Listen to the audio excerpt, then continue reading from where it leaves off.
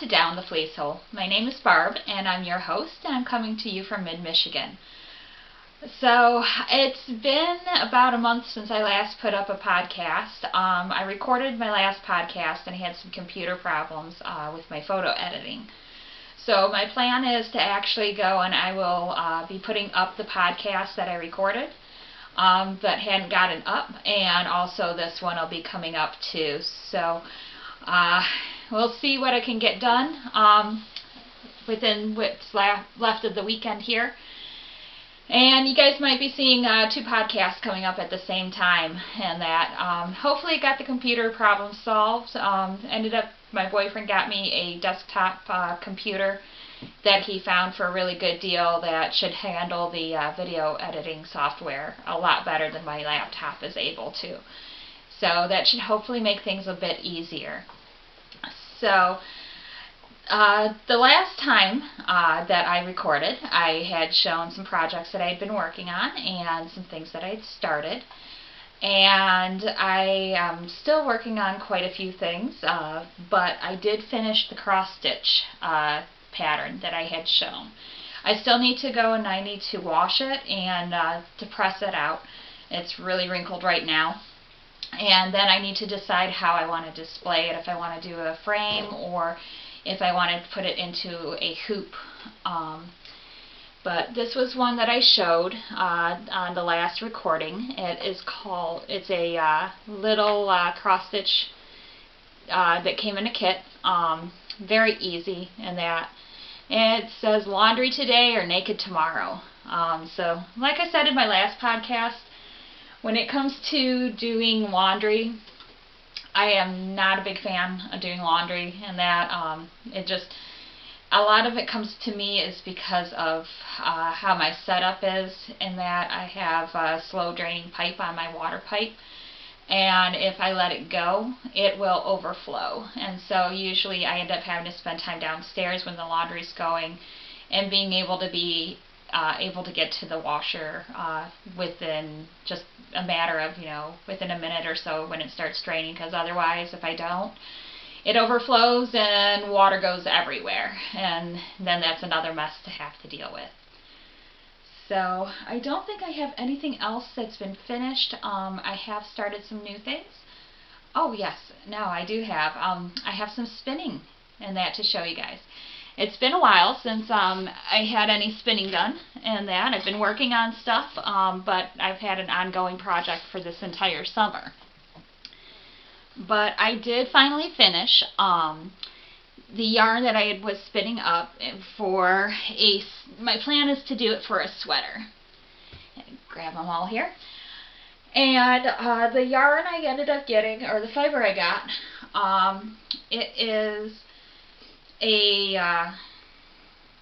of course I didn't do notes, so I'll have to try to do this as well as I can from memory. But it is there was two different blends. There was one that was a merino and tencel, and then there was another one that was a merino, nylon, and silk blend. And so what I did was I ended up getting 5 braids, 3 of one, 2 of another, and I talked about this in a previous podcast, but what I did was I split the braids up and I grabbed from different piles and I put them all together. And then when I spun, I was going, and as I was spinning, I was just grabbing a random braid or piece from the braid. And so what that did was it helped to go and mix things up so that when I finished, and that with the fact that it was hand dyed and it came from had some different setups in the material, and coming from different braids, I wanted to just try to blend it together. And so this is my large skein that I had finished.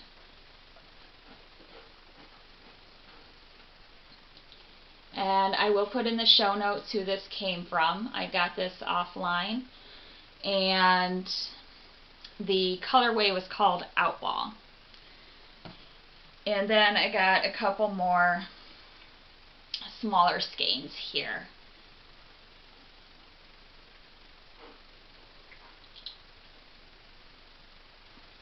And when I did an estimate on my measurement just off of the Nitty Notty, and I still have to go and to set this, wash it. But with what I came out with, it looks like I'm over 2,000 yards, and that's so.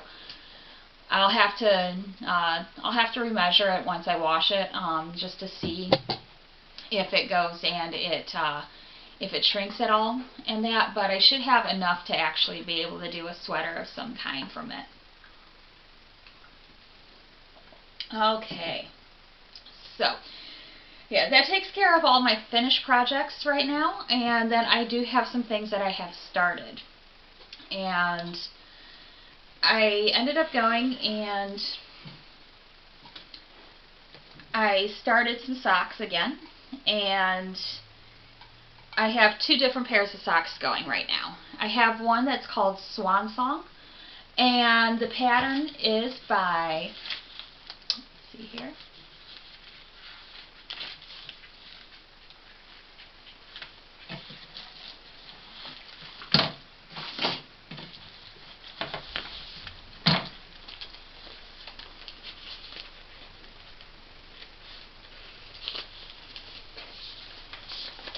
there we go. Okay, so the pattern is by Wendy D. Johnson. It's called Swan Song. They're a toe-up sock, and they are available on her website, which does not show this on this PDF. So I will post those in the show notes. I think I talked about it in the last episode that I'll be putting up also. Start working on that today. But these are for a knit along that is happening on what used to be Our Unraveled, and it's now called Fiber Kind. But there is a sock knitters group, and we do monthly sock knit alongs. And so this is the start of my Swan Song socks.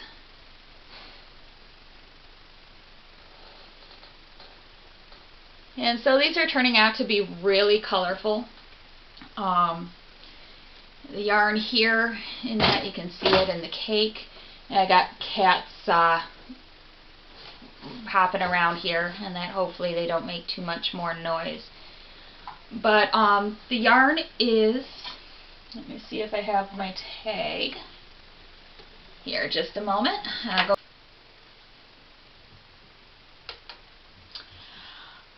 Okay, so I got the tag. I thought I'd set this back to recording. I'm going to take a quick look. Sorry, guys. Okay. Yeah, so it is recording. But yeah, all of a sudden my camera turned off. So technical difficulties, and go back to what seems to have been missed. And so this is the sock yarn I'm using. It is Manos del Uruguay,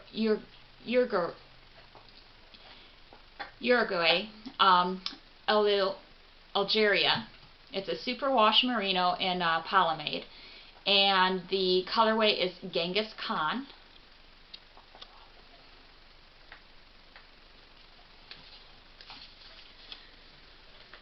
And I don't know if I showed the sock on the first part or not, but the sock is called Swan Song Toe-Up Socks. It's by Wendy D. Johnson, and it's available on her website. I will post that in the show notes of where you can find the PDF.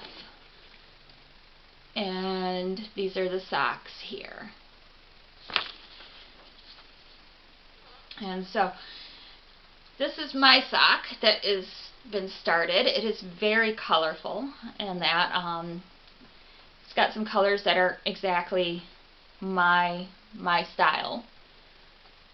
And getting a lot of light from behind us, even though it's very overcast today. But these are going to be kind of a festive, kind of colorful sock, and that. So yeah, now I kind of got a little off track here, but if I wanted something that really showed the lace pattern, I think these will show the lace pattern some, but it's going to be kind of, all the color I think is going to kind of, is going to hide it some. But If you really wanted the lace pattern itself to show, and that it definitely would want to be using a solid color or tonal, something that's very similar in color, not a lot of color changes in it, type of yarn, and that to get a good look of the lace pattern itself. Looking at this, I can see the lace pattern going on in it, but again, like I said, because of the color, the lace pattern is not going to be the main thing that sticks out at you. And so the cast on that I did for this, because these are toe-up socks, and I haven't done a lot of toe-up socks in the past, is I used Judy's Magic cast on. And I really liked that cast on. It was a lot easier for me to use. I've done a Turkish cast on before, which I found to be really difficult and kind of fiddly. But with the Judy's Magic cast on, once you get used to how you go and you put your yarn onto the needles and that to go into cast on, it's very simple. And once you have your number of stitches casted onto your needles, all you do is you go and you knit on the front needles, you knit on the back needles. If you're doing magic loop, you could use this cast on if you wanted to do on double points, or if you wanted to use 2 circulars and that. But I've been doing a lot of sock knitting, and that my last few socks have been done with using magic loop. And once I got used to how that works, it's actually been really easy, and I really enjoy using that method instead of having to go and to try to keep track of 4 to 5 double point needles, or having to go and use multiple needles on my socks, and that especially since on my circular needles. The ones that I've been using mostly are my Chiago interchangeables. And for my sock knitting, I tend to knit usually at least at a 2 or less in that, and I tend to go less just because I like to have kind of a tighter fabric on my sock.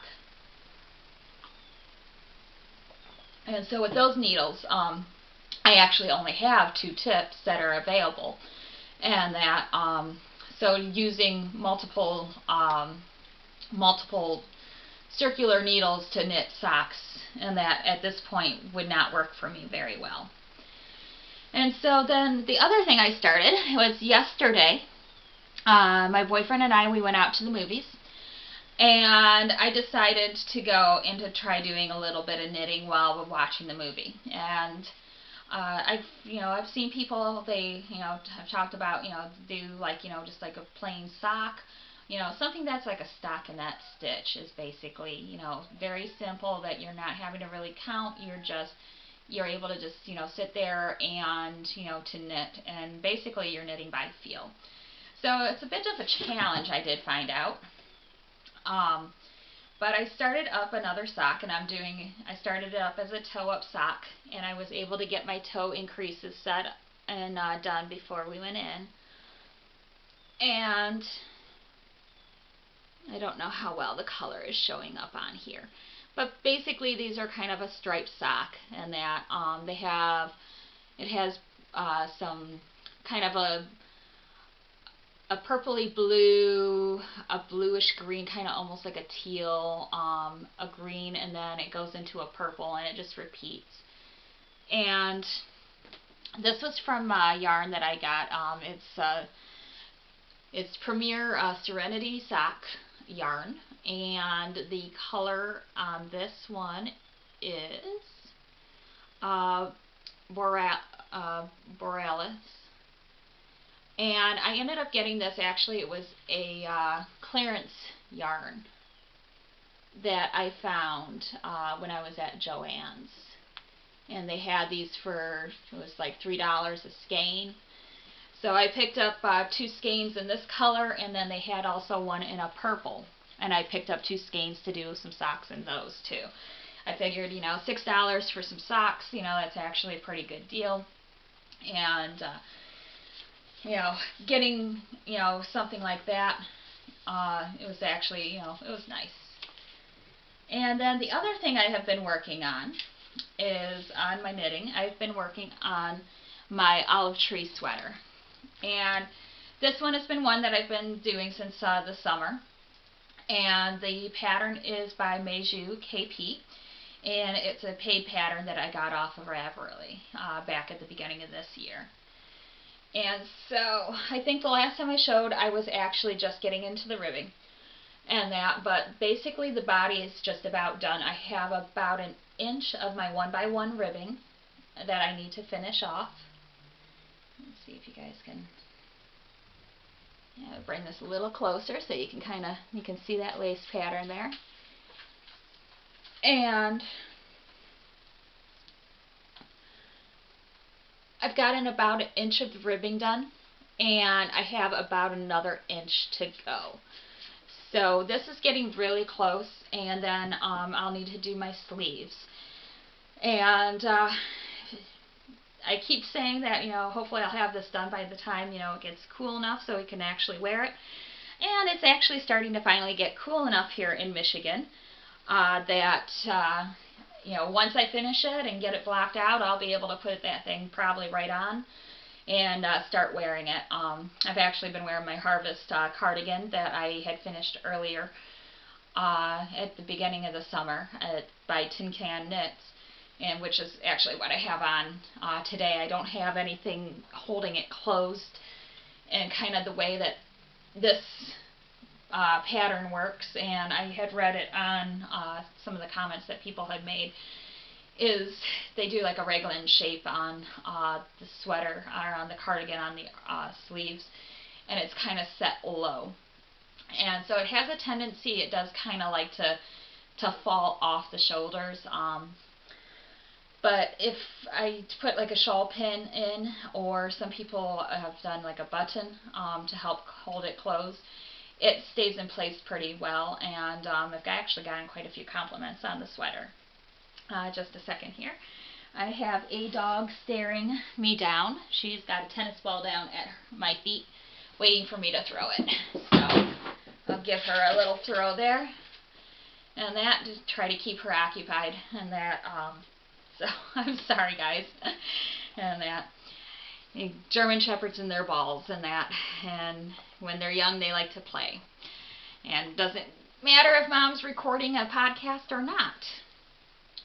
So yep, I've been working on my olive tree sweater, and then the other thing I've also started doing is I've started working on doing some more cross stitch, and so I had talked about that a little bit earlier, and I have a Christmas stocking pattern that I started, and I think I'll have to go grab the picture of it. I have some of the pattern, and I have what I have finished on it.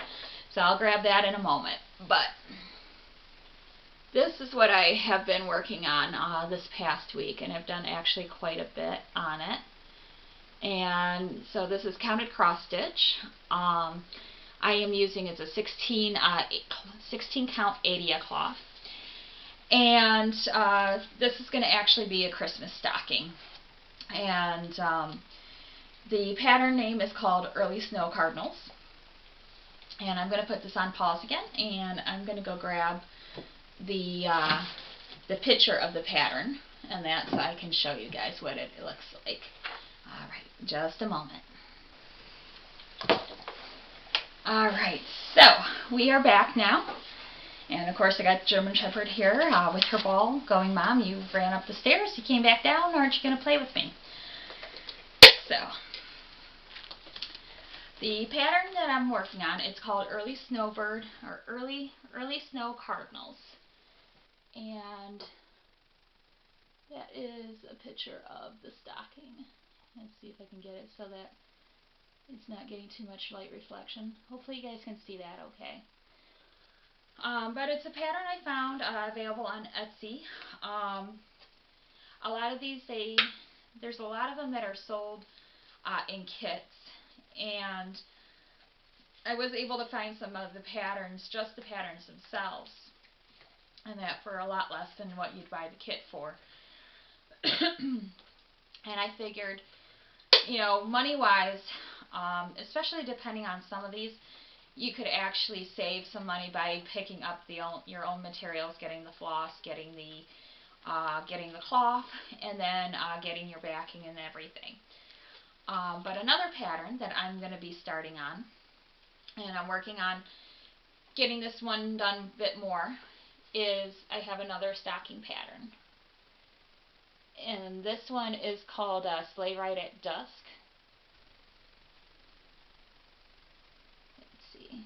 And they, of course, they have it so it's set off at an angle. There we go. That's kind of more. But I really liked the way that one looked.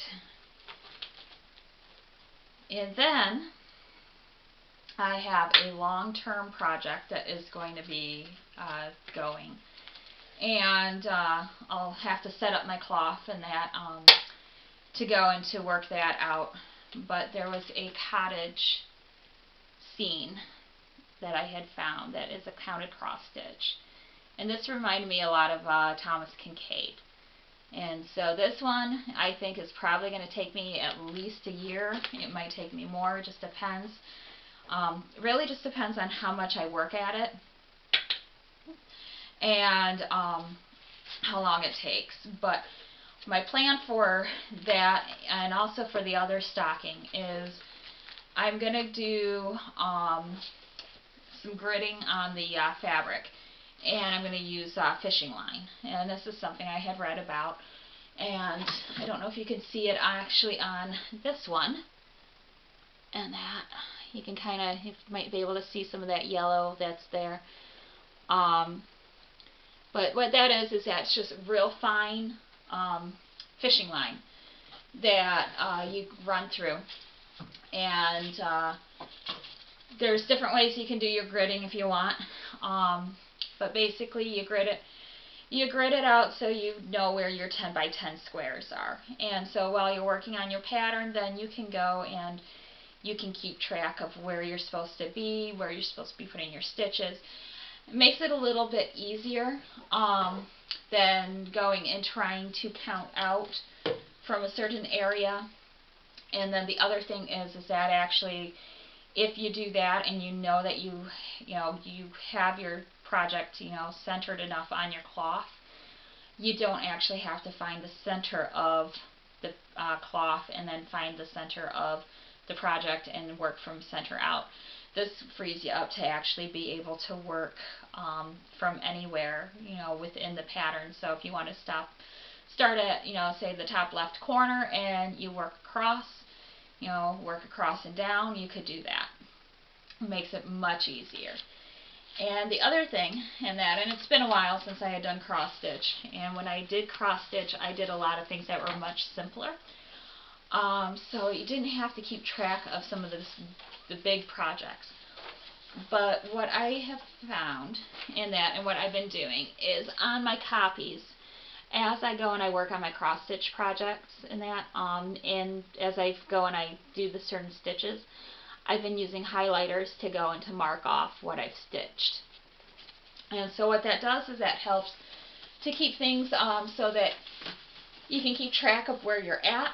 I kind of been working across and down, and I ended up with with this one. I started kind of all the way at the far right, where the leaves came above, and started working down, and then started working across, and been trying to get myself all the way across, and so that way when I start on the next pages that go a little further down, my plan is to basically kind of start from my left side and just kind of work down and across from there, and basically take each area and kind of work it into sections.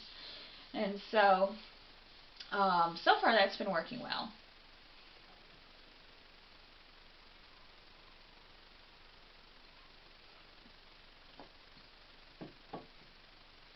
So that's about all that I've had that I've been working on, other than getting some materials for doing cross stitch, and for the yarn that I got at Joann's on clearance. Nothing else in the acquisitions since the last podcast.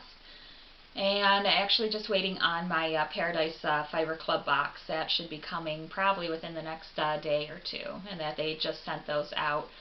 So I'll show that on the next podcast. But other than that, it's about it. So hopefully everything's been going well for you guys. And if you have any questions, please feel free to ask them. And that you can come to the group on Fiberkind. As I mentioned earlier, they have gone and they have updated the name of the group, and that which when everything started up on the group back in July, it started off as Are Unraveled, and they want to make sure that the idea is taking it in a direction in which it doesn't, there's no negativity and that, and with the stuff from Ravelry that had occurred, and that's the reason why this group came about, was because of the fact that a large group of people felt that basically they were told, you're not welcome on this site. Even though they said, well, yeah, you can, but you just can't talk about anything. But they wanted to make sure that with Fiberkind, which used to be Are Unraveled, that basically it's, taking away any negativity. And that we want to be a welcoming community, and that to the fiber world, people who are doing knitting, spinning, crochet, even other fabric related crafts such as sewing, tatting. I know there's quite a few things, but want that to be kind of just a welcoming place, a safe place for people to come, and the past is the past, we let that go, and just to move forward. So you can find my group though on Fiberkind, and if you have any projects that you are working on, please feel free to share those. I'd love to see what you've been doing. I did mention earlier about the idea about maybe doing some kind of like a knit along, and if anyone, if you guys are interested in doing something like that, please let me know. And if so, then I'll start working on trying to plan something out. But if there's no interest, then there's no reason to go and to go into the work of trying to figure that out and get something set up. But if you guys are interested in doing a knit along, please let me know. And then, if there's, like what kind of, project, do we want it to be real open, or, work towards, making a specific, kind of, item, or working from a certain pattern. But, let me know what you guys think about that. So I think that takes care of everything, and that, hopefully this isn't too long, and hopefully I don't overload you guys with hours and hours of videos here, and that within a couple of days. But please subscribe to the channel if you haven't, and like the video. That'll help get this out to more people. And if you have any comments, please leave them below, or you can comment on the Facebook group page, which I'm going to leave up for a little bit longer. But if people aren't really wanting to go there, that's fine. I understand that. I have no issues with that.